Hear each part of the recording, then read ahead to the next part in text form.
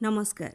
आकाशवाणी कटक आंचलिक संवाद पढ़ुछंती सरिता साहू। पवित्र श्रावण पूर्णिमा श्रीमंदिर रे परंपरा अनुसार आज गम्हा पूर्णिमा नीति सहित प्रभु श्री बलभद्रंकर जन्मोत्सव नीति पालित होउछि। मध्याह्न धूप पर भौणी सुभद्रा भाई प्रभु श्री बलभद्र और श्री जगन्नाथଙ୍କୁ राखी पिंधाइबे।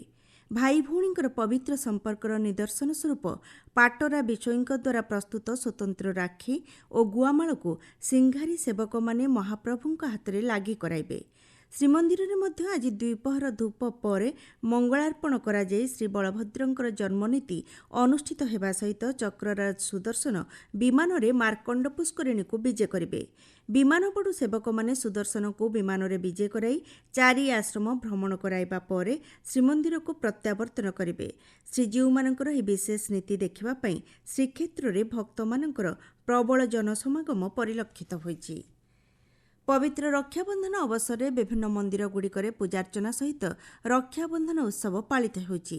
भाई मानकर मंगल कामना करी भौणी माने राखी बांधिबार परंपरा रहिछि। पवित्र गम्हा पूर्णिमा एवं श्री बलभद्र देवंकर जन्मदिवस पालन अवसर में मुख्यमंत्री मोहन चरण माझी राज्यवासी को हार्दिक अभिनंदन और शुभेच्छा जणाइछन्ति। मुख्यमंत्री तांको बार्तारे कहिछन्ति प्रभु श्री बलदेवंकर जन्मदिवस पालन में गोपूजन करा जायथाय। मानव समाज को गो जातिर अवदान को यह स्मरण कराइथाय बोली मुख्यमंत्री तांको बार्तारे कहिछन्ति। पवित्र राखी पूर्णिमा चलित वर्षर पूर्ण चंद्र दृश्यमान आज हेब। अमेरिकीय ज्योतिष रिचार्ड नॉल 1979 मसीह पूर्णचंद्र को सुपर मून भावे आख्या देथिले। चलित वर्ष 4 गोटी पूर्णचंद्र बा सुपर मून दृश्यमान हेब। पूर्णचंद्र दिन में चंद्र साधारण 9% बड़ एवं 20% अधिक उज्ज्वल देखाजिब। राज्य सरकार खरीफ धान संग्रह पर चाषी मानकर पंजीकरण शेष तारीख आसंता 22 तारीख गुरुवार पर्यंत वृद्धि करिसेंति।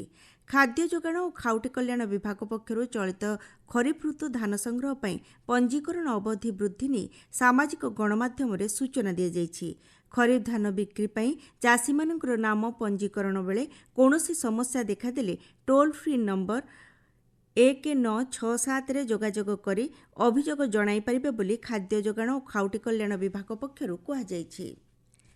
राज्यर विभिन्न बीएड कॉलेज गुड़िकर प्रथम पर्याय नामलेखा प्रक्रिया शेष होइछि।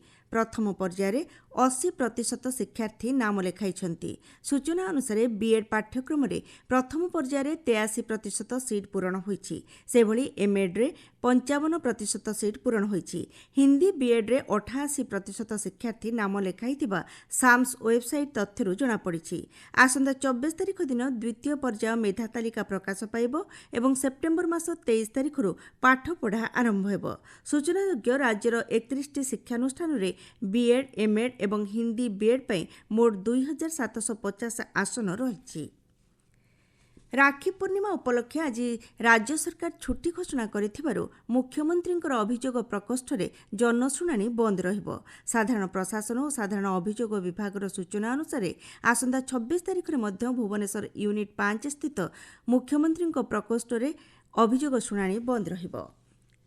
युद्ध संघर्ष स्थितिर सम्मुखीन होइଥିବା पृथ्वी जनसाधारणଙ୍କର दुख दुर्दशा संपर्क में सचेतनता सृष्टि कराइबा नै आज विश्व मानविकता दिवस पालन करा जाउछि।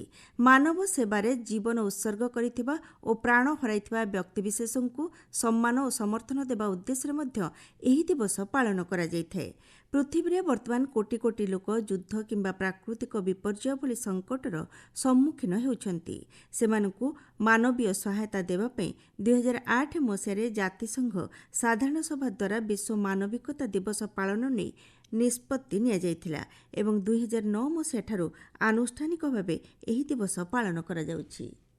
वज्रपात जोगु गतकाली आउ 7 जनकर जीवन जाइथिबा सूचना मिलिछि। शनिवार दिन घटिथिबा वज्रपात एवं गतकालीर वज्रपात को मिसाई गत 2 दिन भितरे वज्रपात जनित मृत्यु संख्या 17 रे पहुंचिछि। गतकाली वज्रपात रे केन्द्रापड़ा, जाजपुर, भद्रक, बालेश्वर एवं सुवर्णपुर जिल्लारो 7 जन लोकंकर मृत्यु घटिथिबा जणा पड़िछि। ପାଣିପାଗ ବଙ୍ଗୋପସାଗରରେ ସୃଷ୍ଟ ଲଘୁଚାପ ପ୍ରଭାବରେ ରାଜ୍ୟର ବିଭିନ୍ନ ସ୍ଥାନରେ ବର୍ଷା ଲାଗି ରହିଛି।